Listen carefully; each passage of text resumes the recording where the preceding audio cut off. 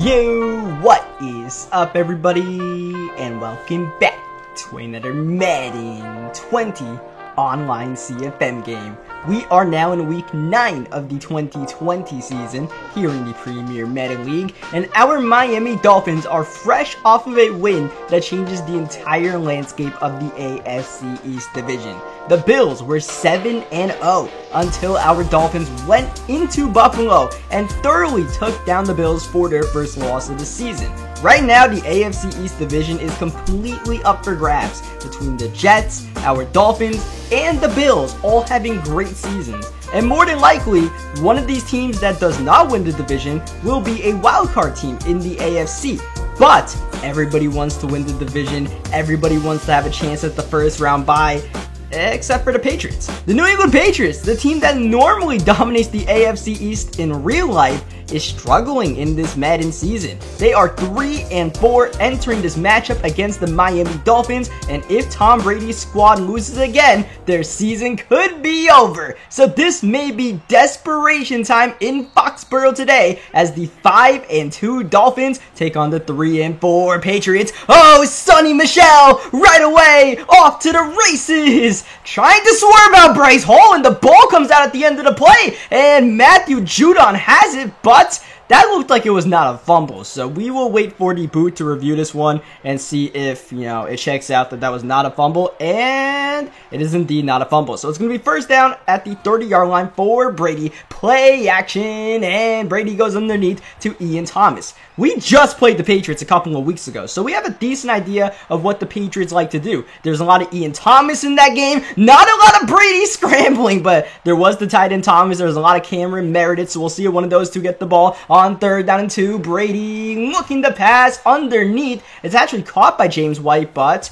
not a first down. He loses a yard, so it's Stephen Gostkowski kicking the field goal up and good for New England. 3 points on the board early, a good start, but not a great start. Last time we played against the Patriots, it was quite the shootout, to the point where Josh Rosen nearly had 500 yards passing, and Jakeem Grant had 230 receiving yards. So, we really have to see if the Patriots can play any defense against this high-powered Dolphins offense, the way we've been moving the ball the last couple of weeks. And right away, Rosen 2 for 2, along with the face mask penalty. Rosen in the corner, finding CeeDee Lamb for his second catch of the drive, and we are already in the red zone. And Jakeem Grant finds the end zone. Your touchdown has been granted.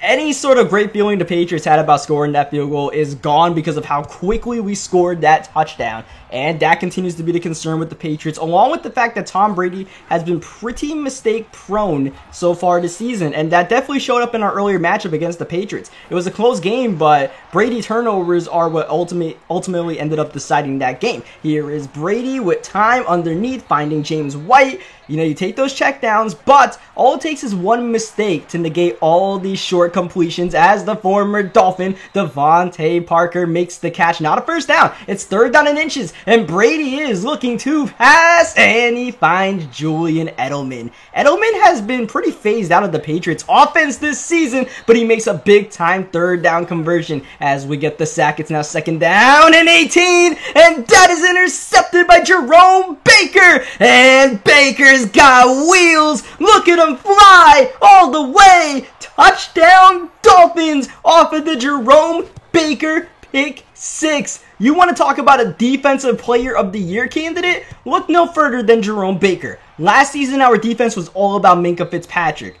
This season, Jerome Baker is the one having the standout season. Not that Minkah's having a bad season, but Jerome Baker is really putting up all sorts of crazy numbers. Second down, that was nearly intercepted by our other stud middle linebacker, Raekwon McMillan. Third down and 13 for Brady. He's got the time, and this time he's able to go downfield to Josh Gordon. And that really seems to be the theme where Tom Brady has the time to make these throws, and he's just making mistakes. We just continued to trick my opponent into these turnovers, but that time a face mask penalty will give the Patriots great field position. Ian Thomas once again working underneath as the Patriots did in last matchup and do this matchup, getting into the red zone. Brady play action. Oh, he's feeling the pressure of Malik Harrison, who had a sack earlier on the previous drive. Second down. That is intercepted by Berry, and and Eric Berry on the return. Nearly went all the way with that one. Still, it's a turnover, and on the next play, it's Jakeem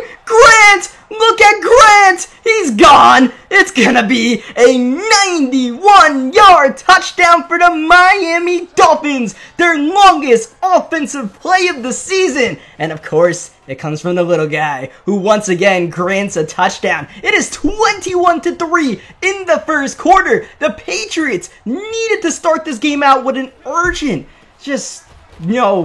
their season's on the line. I don't know how else to say it. And they're just not acting like it right now. And it feels like the Patriots haven't really even adjusted from the previous game that we played against them.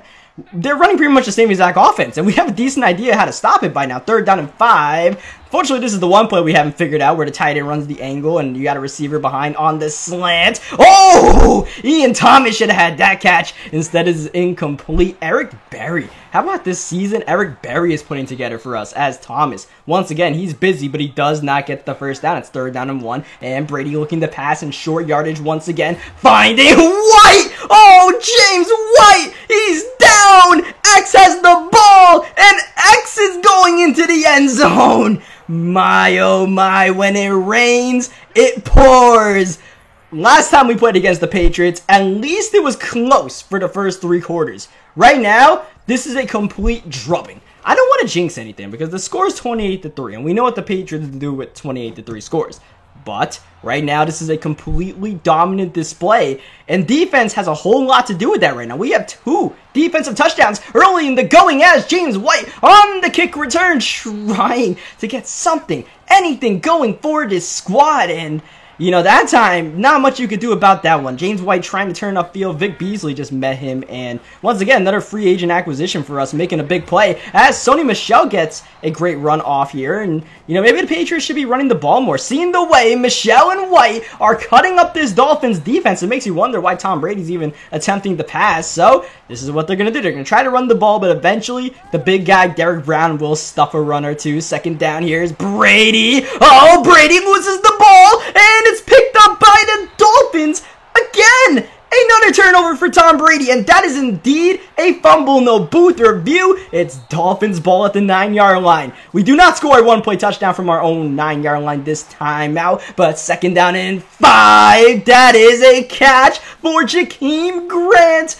That was Josh Rosen at his finest. This may be Josh Rosen at his worst, though. That was more about the play calling than anything as we run the sweep to Jakeem Grant, keeping him busy, and he nearly bursted through that hole. A great 8 for 8 start so far for Rosen, looking to continue the trend on 3rd down and 15. We have the time, but do we have anyone open to try to move the chains? Not quite, so we just check it down to Jordan Howard, and whoa, punt the ball, but that is going to be a penalty. If it's roughing, it's an automatic 1st down, and it is. It is roughing. If it was just running into the kicker, it still would have been 4th down, but a roughing penalty is an automatic 1st down, and the Dolphins offense stays on the field. The Patriots cannot catch a break right now. RPO to Jakeem Grant, who's got some blocks, cutting outside. Maybe too far outside right there. Still though, Josh Rosen 10 for 10, 200 yards. Here's Aguilar on the rush, out the 2-minute warning, and the Dolphins are back in the red zone, looking for Howard out the backfield, and Josh Rosen will smartly slide.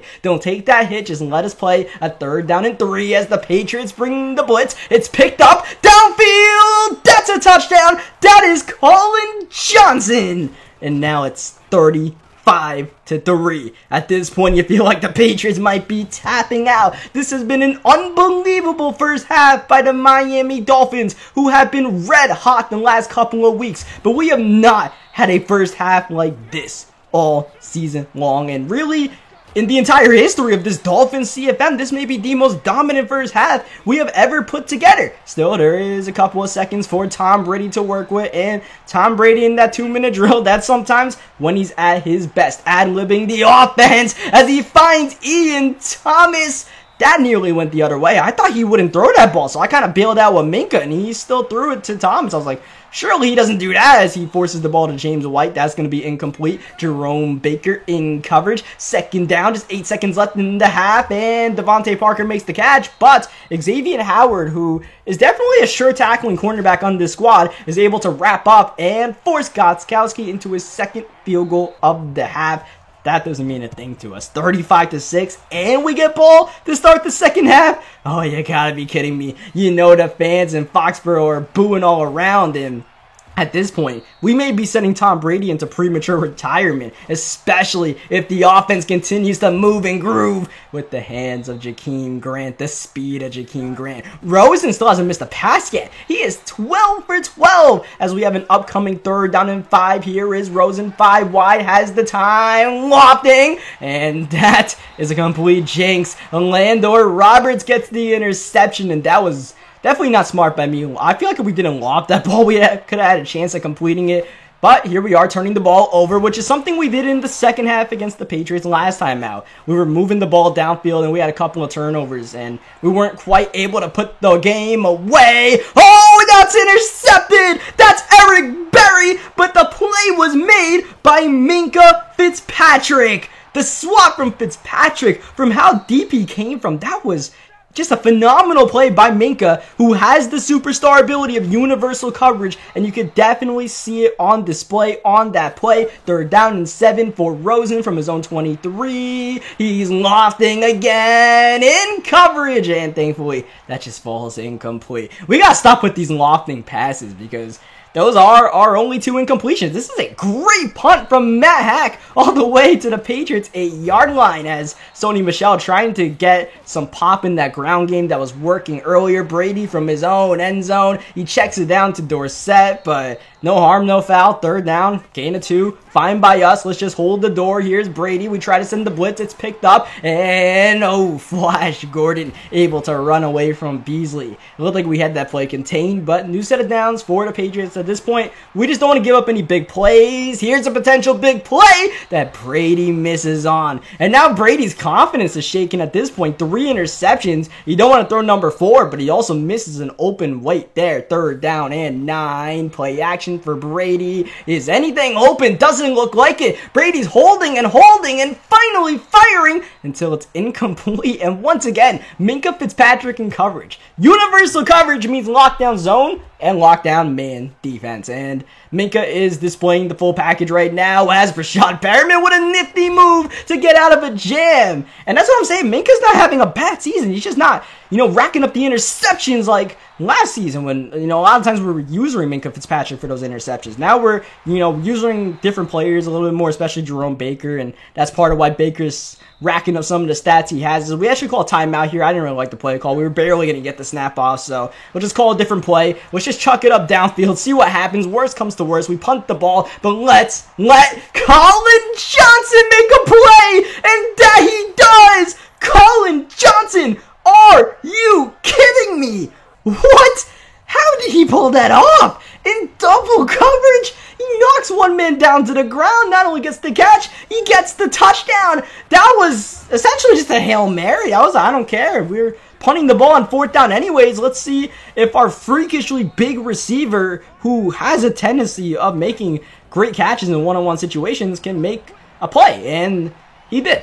He most definitely did. Colin Johnson, as this season continues to unravel, is really starting to come into his own. Even CeeDee Lamb, who, he's not exactly exploding off of the scene, but, as a number 2 or number 3 receiver, CeeDee Lamb is definitely finding his niche in this offense as well. And that is something we struggled with earlier in the season when we were trying to figure out how to incorporate Colin Johnson and CeeDee Lamb, even Nelson Aguilar at the running back spot. Just figure out how to use all of these new weapons along with trying to figure out how to fit Jakeem Grant in this scheme, and the offense really struggled. Now, we definitely have a good hold on what we want to do offensively. Defensively, we definitely have a great idea what we're doing, to the point where we got Gostkowski trying to kick a 62-yarder. Oh, that was almost good. Gostkowski's shocking us a little bit there, but it goes off the crossbar and no good, as Jordan Howard's in the game. You know, when Jordan Howard's in the game and he's just running the ball, that means it's a blowout, and we have Jordan Howard in, so we do not fumble. But we actually have Aguilar in for back-to-back carries. At this point, like,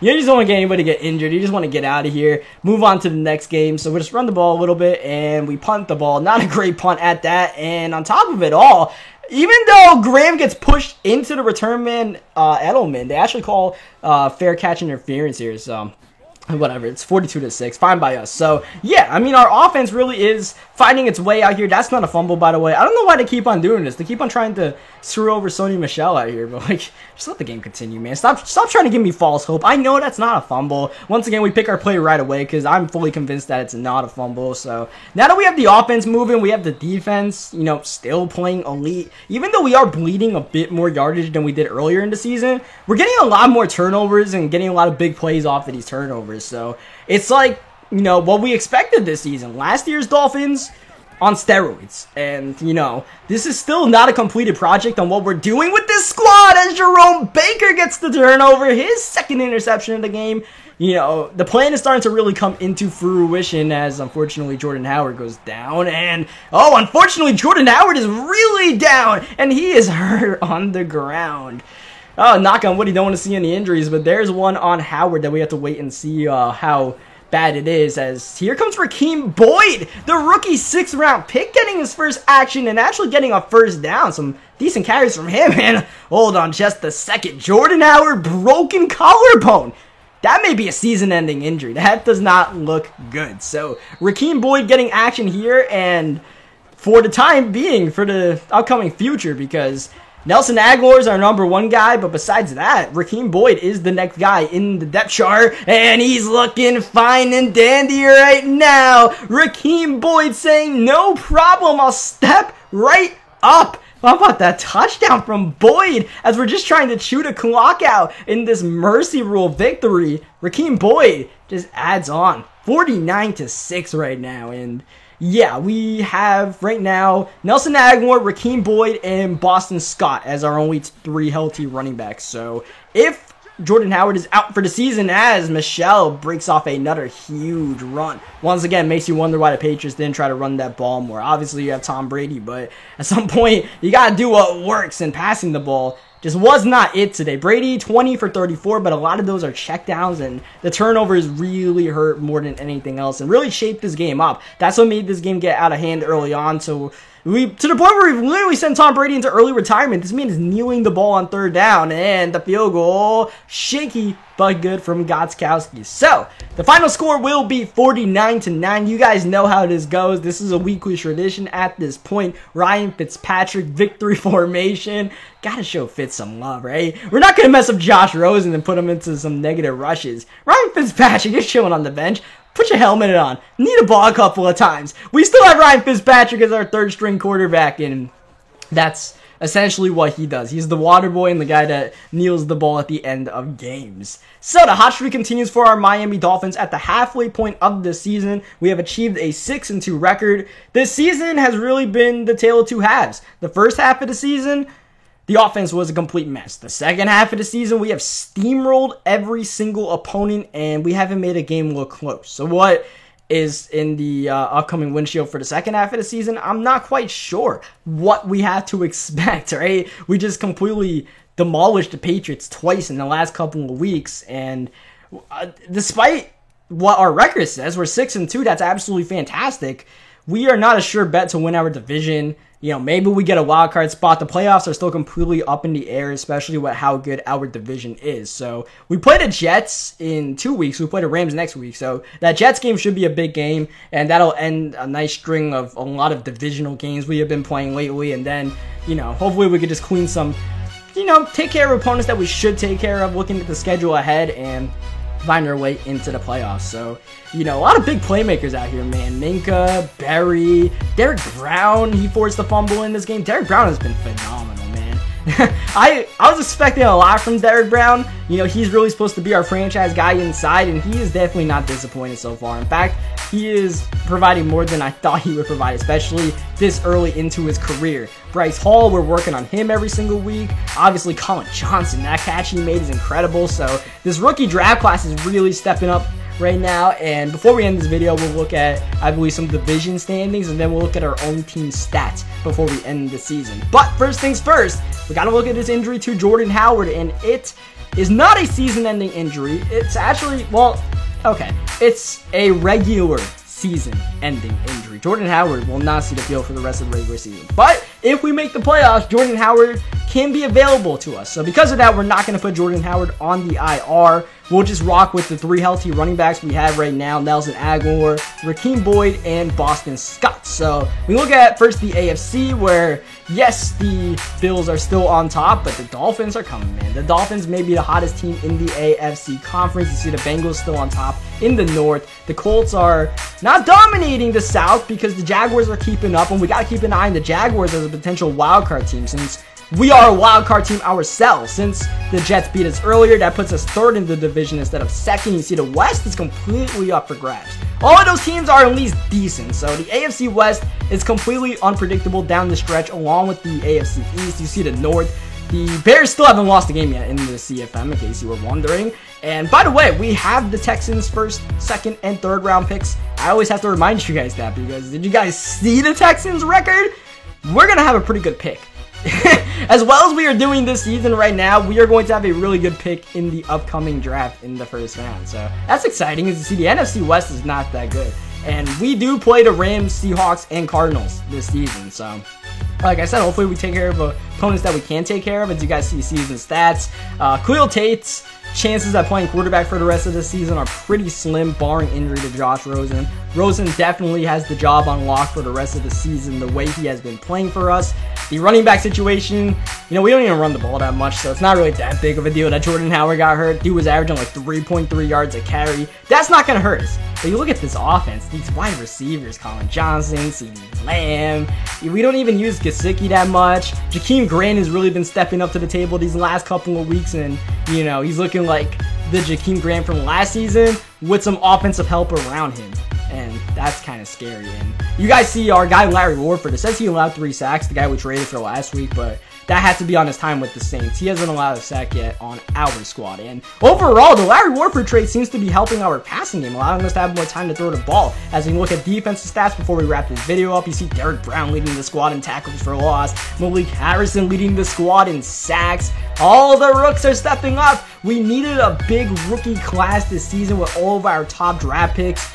We had 5 picks in the first 46, or 5 players in the first 46 picks of the draft, and they're all doing pretty well for us. You see interceptions, Berry, Hall, Minka, X, and then Jerome Baker on top of that. Deflections is one place where Minka really shines, and that'll pretty much do it for this video. As we finally forced fumbles, by the way. Those were the first fumble recoveries we've had all season against the Patriots, so that was pretty cool. So yeah, on that note, leave a like and video if you guys enjoyed this game. Subscribe for more Madden 20 gameplays, especially if you guys want to keep up with this Dolphins CFM, and I will catch you guys next time. Thank you, as always, for watching.